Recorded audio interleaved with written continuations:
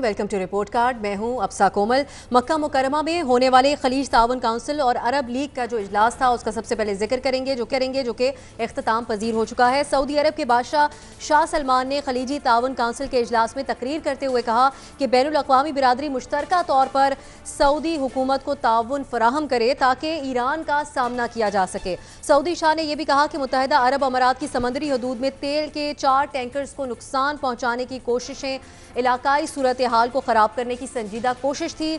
उनका मजीद ये कहना था कि खित्ते में ईरानी इश्तियाल अंगेजियों को रोकने के लिए फैसला कुन इक़दामात का वक्त अब आ चुका है। दूसरी जानिब US national security adviser John Bolton ने कहा है कि ऑयल टैंकर्स की तबाही के पीछे ईरान का हाथ है। एक तरफ अमेरिका की जानिब से ईरान पर हमले की धमकियां दी जा रही हैं, दूसरी जानिब सऊदी अरब की जानिब से इस तरह के बयानात सामने आ रहे हैं।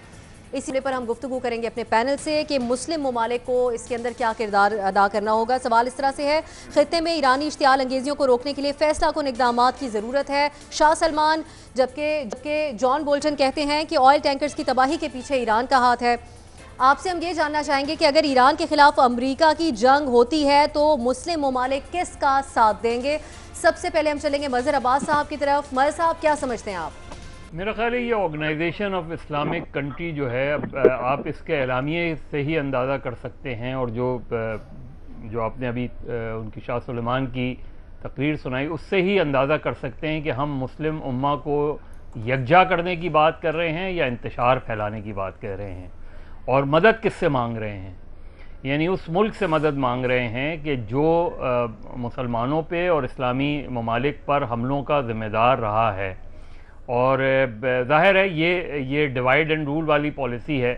अगर ईरान के ख़िलाफ़ हम OIC को मुत्तहिद करते हैं और उससे अमेरिका से मदद मांगते हैं और अमेरिका से मदद मांगने का मतलब ये हुआ कि आप इज़राइल से मदद मांग रहे हैं, तो इसके नताइज क्या निकलेंगे। ज़ाहिर है बहुत मुश्किल होगा ख़ास तौर पे पाकिस्तान जैसे मुल्क के लिए उस सिलसिले में कोई पोजीशन लेना। डिफ़िकल्ट सिचुएशन है और मेरा ख़्याल है कोशिश ये होनी चाहिए OIC की भी और दीगर ममालिक की भी कि मुस्लिम उम्मा के दरमियान इत्तिहाद पैदा किया जाए, ना कि अमरीकियों के कहने पर इंतशार पैदा किया जाए। बज़ाहिर ये लग रहा है कि ये सूरत हाल एक तसादुम की तरफ जा रही है और उस तसादुम का, क्योंकि ये रीजन ऐसा है कि उस तसादुम का बराह रास्त जो सबसे ज़्यादा नुकसान पहुँच सकता है वो पाकिस्तान को पहुँच सकता है।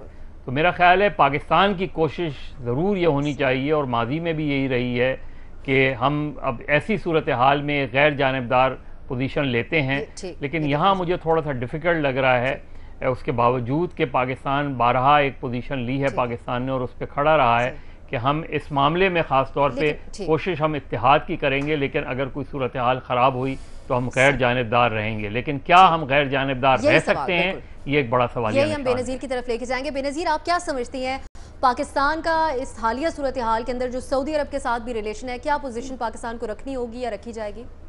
सबसे पहले तो मुझे नहीं लगता कि अमेरिका में और ईरान के साथ कोई जंग होगी, इसलिए क्योंकि हालिया दिनों में जब ट्रंप से ये सवाल पूछा गया तो उन्हें बड़े वाज़ेह तौर से ये कहा कि ईरान के साथ हम जंग नहीं चाहते। फिर उनके जो सेक्रेटरी ऑफ स्टेट हैं माइक पॉम्पेओ, उन्होंने अभी कुछ दिन पहले यूरोपियन यूनियन के जो अफसरान हैं, ऑफिशियल्स हैं, डिप्लोमेट्स हैं, उनको फ़ोन करके कहा कि आप जितना भी हो सके डी एस्केलेट करने की कोशिश करें रीजन में जो टेंशन बढ़ रही है। लेकिन ये भी, इसमें भी कोई शक नहीं है कि जैसे आपने कहा कि जॉन बोल्टन जो उनके नेशनल सिक्योरिटी एडवाइज़र हैं वो बड़ा एक सख्त मौक़िफ़ रखते हैं और शुरू से रखते हैं ईरान के ख़िलाफ़। इससे पहले भी थे जो उनके काबीना में लोग थे जो बड़ा सख्त खिलाफ उनके रखते थे ईरान के ख़िलाफ़। लेकिन अभी देखिए एक न्यूयॉर्क टाइम्स की एक बड़ी अहम एक रिपोर्ट आई, उसमें उन्होंने लिखा था कि ट्रंप के सामने वॉर प्लान्स पेश किए गए ईरान के बारे में और उनको बताया गया कि ये हम कर सकते हैं और अब ये कर सकते हैं, लेकिन वो जो मुस्तरद कर दिया ट्रंप ने। और उसमें भी बात ये हो रही थी कि अगर अमरीकी एसेट्स को जो मिडिल ईस्ट में है उनके ऊपर अगर कोई हमला हो या उनके जो इंस्टॉलेशंस हैं या बेसिस हैं उनके ऊपर हमला हो तो हम 1 लाख फ़ौजी मिडिल ईस्ट भेजेंगे। तब भी ये बात नहीं हुई कि ईरान के साथ हम कोई जंग करेंगे।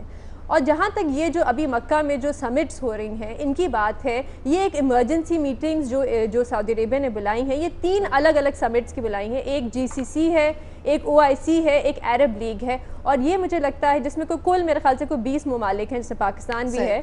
और ये सिर्फ और सिर्फ मेरे ख्याल से सऊदी अरेबिया ने इसलिए बुलाया एक शो ऑफ स्ट्रेंथ दिखाने के लिए, क्योंकि अभी हालिया दिनों में سعودی عربیہ ایک انٹرنیشنل آئسولیشن کا شکار تھا بہت زیادہ، تو یہ ایک شو آف اسٹرینتھ دکھانے کے لیے ایران کے خلاف، تو میرے خیال سے اس طرح کی نہیں ہوگی کوئی چیز، اور اگر ہوئی تو پاکستان کا جو موقف تھا پہلے یمن کی جنگ کے وقت بھی وہی ہمارا ہونا چاہیے کہ مذاکرات سے آپ حل کریں اور جنگ کی طرف مت جائیں، وہی موقف رکھنا چاہیے۔ نیائی صاحب، آپ کے خیال میں جو یہ موقف سامنے آ رہا ہے سعودی عرب کا اور امریکہ کا، بات جنگ تک جا سکتی ہے آپ کے خیال میں؟ پہلی بات تو یہ ہے کہ او آئی سی جب وجود میں آئی تھی تو اس کا جو پالیسی کا جو کہتے ہیں نا کارنر سٹون تھا پالیسی، وہ تھا آزادی فلسطین۔ پھر اس کے بعد جب چارٹر طے ہوا تو اس میں اور بہت ساری چیزیں ڈال دی گئیں، پھر اس کو فارملائز کیا گیا، اس میں اور بھی امت کی بلائی اور فلاح کے لیے کام رکھے گئے۔ مت بھولیں کہ اصل وجود جو وجہ وجود جو کہنا چاہیے، ریزون ڈیٹر جس کو کہنا چاہیے، وہ آزادی فلسطین تھا، نمبر پہلی بات۔ دوسری بات یہ ہے کہ کل کے اجلاس میں 57 اسلامی ممالک نے شرکت کی، اس میں ایران کے نمائندے بھی بیٹھے تھے، اور اس میں روحانی کا بھی سٹیٹمنٹ انہوں نے جا کے سنایا، حالانکہ ایران کے انہوں نے پریزیڈنٹ کو انوائٹ نہیں کیا تھا، لیکن اس کی وہ ممبر ہے، ان کی نمائندگی وہاں پہ موجود تھی۔ تیسری بات یہ ہے کہ اس وقت امریکہ کا پرابلم یہ ہے کہ لیبیا کے اندر جب انہوں نے اٹیک کیا تھا تو ان کو کانگریس کی اپروول مل گئی تھی، سیریا میں ان کو جب نہیں ملی تھی تو انہوں نے وہ جنگ جو ہے ترکی اور سعودی عربیہ سے وہاں لڑوائی تھی، کیونکہ جہاں پہ ان کی اپنی گنجائش ختم ہو جاتی ہے، قانونی ان کی کوئی ریسٹرکشنز آتی ہیں، تو وہ پھر ان ملکوں کو استعمال کرتے ہیں۔ اور اس صورت میں بھی اب ایران کے اوپر بھی مجھے لگتا ہے یہ ہے کہ وہ عملاً سعودی عرب اور گلف کنٹری کے باقی ملکوں کو، جہاں کہ آلریڈی امریکہ بہت طاقت کے ساتھ پچھلے کئی دہائیوں سے 5 6 7 8 دہائیوں سے طاقت کے ساتھ موجود ہے، فوج کے ساتھ، اڈوں کے ساتھ، اور وہاں سے 2 بڑے بیڑے ایئر کرافٹ کیریئر آ چکے ہیں۔ کانگریس سے اس سے ابھی تک اجازت نہیں ملی، پہلی بات۔ دوسری بات یہ کہ جان بولٹن جو ہے یہ وہی شخص ہے جس نے عراق کے اوپر جب تھا سارا امریکہ چیخ رہا تھا کہ ویپن آف میس ڈسٹرکشن نہیں پائے گئے، تو جو کولن پال نے جو ڈوسیئر دیا تھا یو این کے اندر، یہ اس کے اوپر دیا تھا، جان بولٹن کے اوپر دیا تھا۔ جان بولٹن ہی کہیں چلے گی، ان ملکوں کو جھونکا جائے گا۔ مجھے گڈ بیڈ اینڈ اگلی کا ایک ڈائلاگ ہے جو کلنٹ ایسٹ ووڈ نے کہا تھا، اس کو ایک بندے کو اسے قتل کر دیا، اس نے کہا تم مجھے کیوں قتل کرنا چاہتے ہو؟ اس نے کہا میں نے پیسے پکڑ لیے ہیں، اس سے میں تمہیں قتل کرنا چاہتا ہوں۔ تو اس نے کہا مجھ سے بھی پیسے پکڑ لو اور اس کو بھی قتل کرو، اس نے کہا دے دو۔ اس نے پیسے دے دیے، $5000 یا 10,000 دے دیے، تو وہ اس نے کہا قتل اس کو پھر کرنے لگا۔ اس نے کہا اب کیوں کرنا چاہتے ہو؟ اس نے کہا اب اس لیے وہ تو میں نے پیسے پکڑ لیے ہیں، کیونکہ جب میں پیسے پکڑ لوں مجھے کام کرنا ہوتا ہے۔ پاکستان بدقسمتی سے ایران کے خلاف ایک مہرہ بنے گا، اور جیسے مظہر صاحب نے کہا ہے اس خطے کو آگ میں لپیٹ دیا جائے گا، اس خطے کو کوئی نہیں روک سکتا، کیونکہ یہ سارے لوگ تل چکے ہیں ایران کو خراب کرنے میں، اور ایران کو خراب کرنے کا مراد ہے ہم سب اس کی لپیٹ میں بائی ڈیفالٹ آ جائیں گے۔ بڑا برا وقت آنے والا ہے، اس کی بڑے لوگ عرصے سے لوگ نشاندہی آگے لے۔ میمن یہ جس خدشے کا اظہار کر رہے ہیں نیائی صاحب، کیا پاکستان کوئی پوزیشن لے سکے گا اس سارے معاملے کے اوپر؟ دیکھیں ابسا، اگر خدا نخواستہ جنگ ہوتی ہے، جو کہ ابھی فی الحال یہ لگ رہا ہے کہ ویسے تو سعودی عرب اور اسرائیل بہت زیادہ چاہ رہے ہیں اور امریکہ کے اندر کے بھی عناصر چاہ رہے ہیں، بٹ تھوڑا سا صدر ٹرمپ تھوڑا سا ریزسٹ کر رہے ہیں، کیونکہ وہ بھی اپنے اندرونی معاملات کی وجہ سے، الیکشن بھی ان کے آنے والے، ظاہری بات ہے وہ نہیں چاہتے کہ ایک جنگ میں دھکیل دیا جائے امریکہ کو اس نہج پہ۔ لیکن اگر خدا نخواستہ جنگ ہوتی تو مجھے ڈر یہ ہے کہ بیشتر مسلم ممالک جو ہے اس میں امریکہ کا ساتھ دیں گے، کیونکہ جو سعودی لابی ہے وہ بڑی تگڑی ہے۔ اور اگر آپ کو یاد ہو کہ جب یہ پرنس سلمان جب بنے تھے، ان کو قرار دیا تھا کہ یہ اگلے وہ ولی عہد ہوں گے، تو اس پہ انہوں نے ایران کے اوپر ایک بڑے سخت ایک کانفرنس ہوئی تھی، اور وہاں پہ انہوں نے بڑے سخت زبان استعمال کی تھی ایران کے خلاف، بڑی سیکٹیرین اور کہہ لے کہ بڑی نفرت انگیز انہوں نے زبان استعمال کی تھی۔ اس سے آپ اندازہ کر سکتے ہیں کہ وہ اس وقت سے کہہ رہے ہیں کہ یہ چیزیں کریں۔ پھر ابھی ایک سعودی جریدے نے جو کہ ان کے بڑے کلوز ہیں، انہوں نے امریکہ کو یہ کہا ہے کہ Iran must be hit hard, اور اس کو لیسن سکھاؤ، اور یہ وہ تو سعودی عرب کا تو پورا دل ہے کہ وہ یہ چیز کروائے۔ اب یہ امریکہ کی اپنی ڈیسیجن ہوگی، اور حالانکہ میں یہاں پہ یہ بتاتی چلوں کہ کہتے ہیں کہ ایک انٹیلیجنس کی مس انٹرپریٹیشن ہوگی تھی، غلط فہمی کی بنیاد پر یہ سارے کانفلکٹ کی سٹارٹنگ اس طریقے سے سٹارٹ ہوئی تھی۔ پھر دوسری طرف آ جائے پاکستان کے رول کے اوپر، میرے تو خیال میں بات یہ کہ پاکستان کو، کیونکہ ہمارا امیڈیٹ نیبر ہے ایران، ہمیں بالکل اس کے اوپر ایک نیوٹرل پوزیشن اختیار کرنی چاہیے، بلکہ ایکچولی ہمیں میڈیٹر کا رول کرنا چاہیے سعودی عرب اور ایران کے درمیان۔ امریکہ سے تو چلو ہم میڈیٹر کا رول نہیں شاید ادا کر سکتے، سعودی عرب اور ایران کے درمیان ہمیں کرنا چاہیے۔ لیکن یہ میں آپ کو یہاں پہ بتاتی چلوں کہ پاکستان، یہ نیازی صاحب کی بات بالکل ٹھیک ہے کہ کیونکہ پاکستان کے بڑے مشکل وقت میں، مشکل حالات میں سعودی عرب نے مدد کی ہے، پاکستان کو سعودی پیسوں کی بھی ضرورت ہے، تیل کے بھی آپ کو پتہ ہے مسائل چل رہے ہیں، اس وجہ سے خدا نہ خواستہ مجھے لگتا ہے کہ اگر ایسا کوئی کانفلکٹ ہوا تو ہم سعودی عرب کا ساتھ دیں گے، جو کہ نہیں دینا چاہیے، وہ ہمارے لیے بہت بڑا ڈیزاسٹر ہوگا، کیونکہ ایران کے بعد پاکستان میں سب سے زیادہ شیعہ پاپولیشن پوری دنیا میں پاکستان میں ہے، تو یہ بالکل ہمیں نہیں فرقہ وارانہ امتزاجات میں ان چیزوں میں اس بارے میں کیا کرتا ہے، یہ بہت زیادہ اہمیت کا حامل ہو جائے گا۔ ارشاد بھٹی صاحب، آپ کے خیال میں کسی طور پہ پاکستان کو کردار ادا کر سکتا ہے، یا اگر اس پوزیشن میں نہیں ہے کہ معاملات کو حل کرانے کے لیے کوئی کردار ادا کرے تو خاموشی اختیار کر سکتا ہے، ساتھ نہ دے اس معاملے پر؟ بڑا ویسے آئیڈیا آپ نے دیا ہے خاموشی اختیار کرنے کا، کمال کا آئیڈیا ہے۔ ویسے پہلی بات یہ ہے کہ اللہ نہ کرے جنگ ہو، اور مجھے امید ہے کہ ایسا نہیں ہوگا، کیونکہ جاپان بیک ڈپلومیسی اور بیک ڈور ڈپلومیسی اور بہت کچھ ہو رہا ہے، اور ٹرمپ بھی کہہ چکا ہے کہ جنگ نہیں ہوگی، ہم یہ کریں گے، ہم بات چیت کرنا چاہتے ہیں وغیرہ وغیرہ۔ اور اگر خدا نہ خواستہ کچھ ہو گیا تو کس مسلم امہ کی بات کر رہی ہیں، کس مسلم دنیا کی، کتنے مسلم ممالک تھے اور کتنے رہ گئے ہیں، کتنوں کا کردار، کتنوں کا موقف، کتنوں کا کوئی بین الاقوامی سطح پر ہے۔ لیبیا، عراق، شام، فلسطین، یمن، لبنان، تیونس، یہ اپنا ساتھ دینے کے قابل ہیں کہ ایران کا ساتھ دیں گے یا امریکہ کا ساتھ دیں گے؟ افغانستان بھی شامل کر لیں، مصر، پاکستان، برونائی، انڈونیشیا، یہ ورلڈ بینک IMF کا ساتھ دیں کہ یہ ایران یا امریکہ کا ساتھ دیں؟ انہوں نے امریکہ کی کیا مخالفت کرنی ہے؟ باقی جب مسلم امہ کا قبلہ ایران کے مسلم امہ کے قبلے میں، کعبے میں ایران کے خلاف شاہ سعودی عرب بات کر رہے ہیں اور سارے چپ ہیں، تو کسی نے کیا کرنا ہے؟ OIC یعنی کچھ بھی نہیں رہ گیا ان کے پاس، ان کا سارا کچھ وہاں ہے، ان کا امریکہ قبلہ کعبہ ہے۔ ترکی، ملائیشیا کی تھوڑی بہت ہل جل کے علاوہ یا آئے روز چند زبانی کلامی بیاناتوں پڑکوں کے علاوہ مسلم ممالک میں اتنی جرت کہاں ہے کہ آج امریکہ کی مخالفت دے کر ایران کا ساتھ دیں؟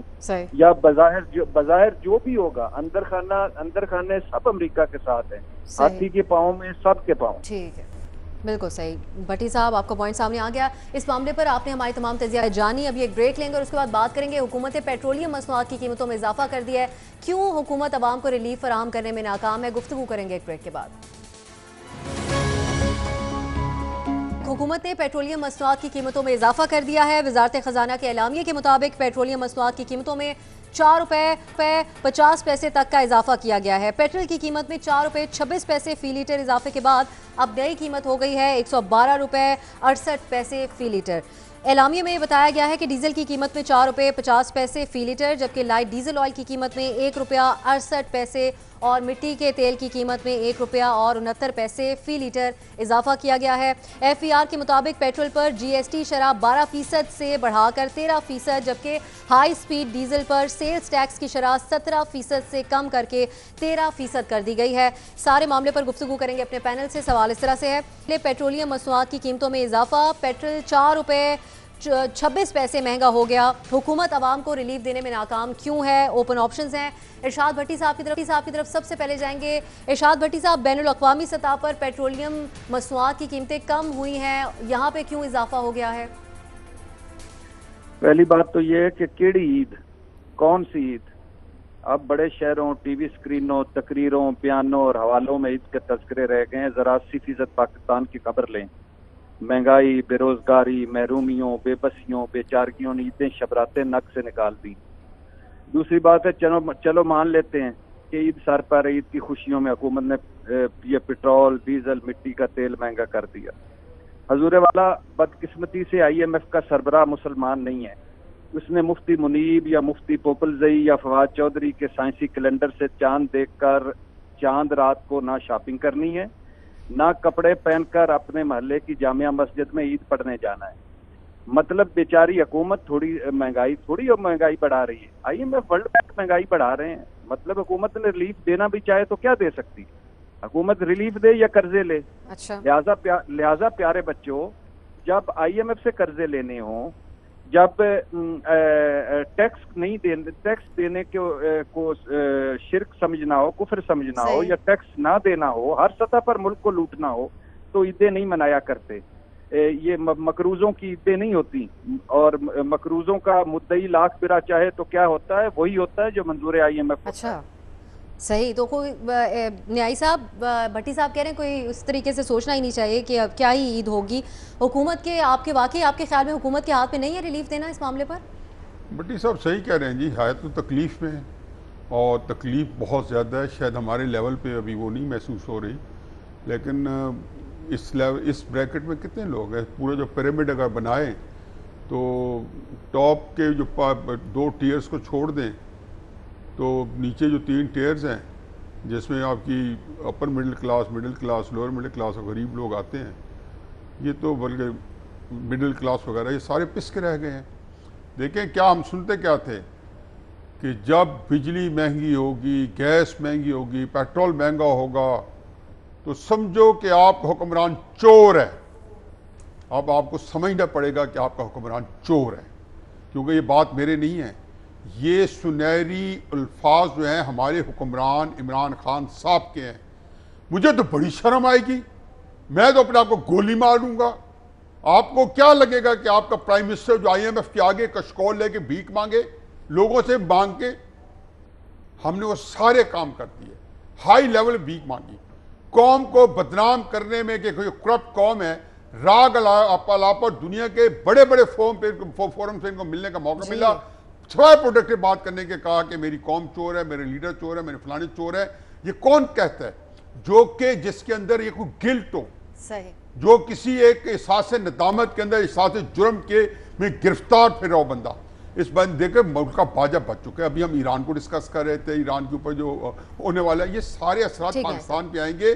یہ تیل مجھے لگتا ہے کہ ملے گا نہیں، اور باقی جو کچھ طوفان آنے والا ہے جو آلریڈی اکنامک کنڈیشن ہے، اس کا دیکھیں بڑا تکلیف دہ صورتحال ہے کہ آپ تیل کو بغیر کسی وجہ کے، اور عید سے 3 دن پہلے آپ بڑھا دیں. اس ملک میں جس طوفان سے مہنگائی ہے، اسی طوفان سے ریئیکشن ہونے والا ہے. ٹھیک ہے، بالکل بالکل، عوام نکلیں گے. ٹھیک ہے، آپ کا خیال آئے گا نا، اس میں تو اسی پہ ہی لوگوں نے سپریم کورٹ ہمارے پاس کام ہے. ٹھیک ہے عمر صاحب، آپ کے خیال میں کیا اب بھی اس کے اوپر بات عید کے بعد عوام نکلیں گے یا مزید وقت دیں گے حکومت کو؟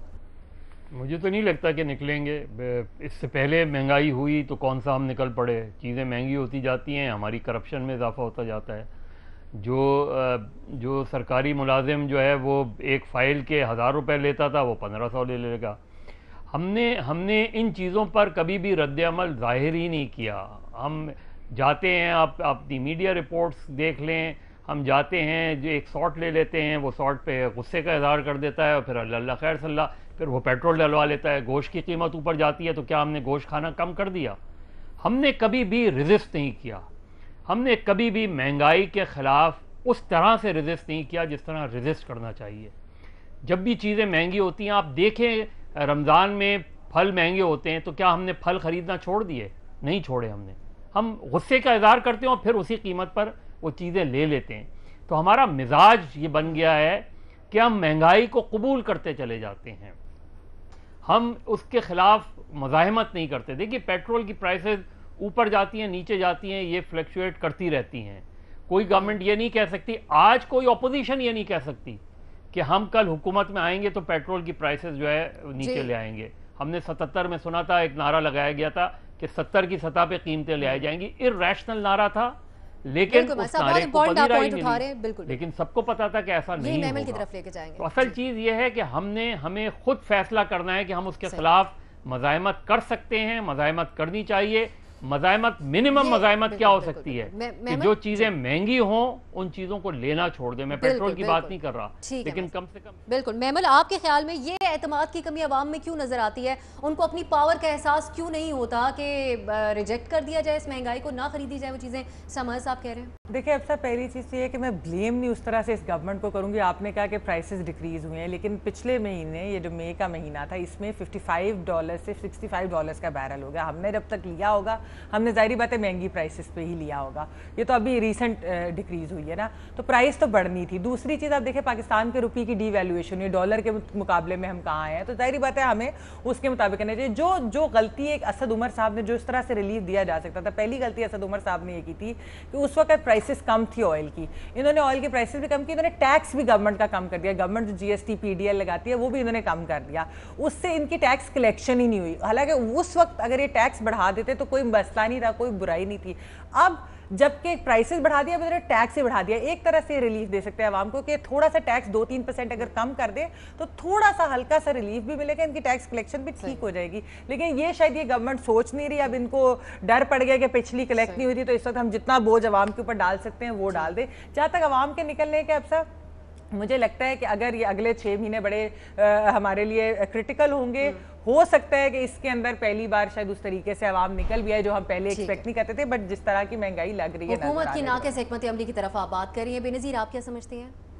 अब से जहाँ तक आपका सवाल है, रिलीफ तो वो नहीं देंगे क्योंकि हुकूमत का अभी रेवेन्यू शॉर्टफॉल है, उनको पैसों की ज़रूरत है और यहाँ से उनको जल्दी से पैसे मिल जाते हैं। अब देखिए इसमें एक चीज़ समझने की ज़रूरत है कि पेट्रोल की कीमत जब डिसाइड होती है तो किस तरह होती है। एक तो आपकी इंटरनेशनल पेट्रोल की कीमत होती है, उसके ऊपर लगते हैं टैक्स, फिर जाके पेट्रोल की कीमत डिसाइड होती है, जिस पे होता है लेवी जो वफाकी हुकूमत को जाता है, जिस पे होता है GST जो सूबाई हुकूमत को जाता है। अच्छा, पिछले कुछ महीनों से हुकूमत जब पेट्रोल की प्राइस बढ़ा रही थी तो सिर्फ GST बढ़ा रही थी। मई में 2% था GST, अब 13% हो गया। तो वो सिर्फ GST बढ़ाई थी, लेकिन ये सारे पैसे जा रहे थे सूबाई हुकूमत को। अब उन्होंने इस बार जो किया है, जो बढ़ाई है, उन्होंने लेवी भी बढ़ा दी है और GST भी बढ़ा दिया, दोनों चीज़ें, ताकि वफाकी हुकूमत के पास भी आए और सूबाई हुकूमत के पास भी जाए। तो देखें ये तो अब उनको करेंगे तो वो, क्योंकि ये बहुत पेट्रोल तो हम सब इस्तेमाल करते हैं, उनको जल्दी से पैसे मिल जाते हैं और अभी उनको चाहिए हैं, तो वो रिलीफ का तो अभी सोचेंगे नहीं, तो मेरा नहीं ख्याल। और अभी आगे कुछ दिनों में जो लोग इसको देख रहे हैं वो कह रहे हैं कि अभी कीमत और बढ़ेगी। बिल्कुल, आप कह रही हैं मजीद भी बढ़ेगी, लेकिन देखना होगा कि अवाम रेजिस्ट करेंगे या करते रहेंगे। हमारे तमाम तजियाकारों का प्रोग्राम में शिरकत के लिए शुक्रिया। इजाज़त दीजिए नाजरीन, खुदा हाफिज़।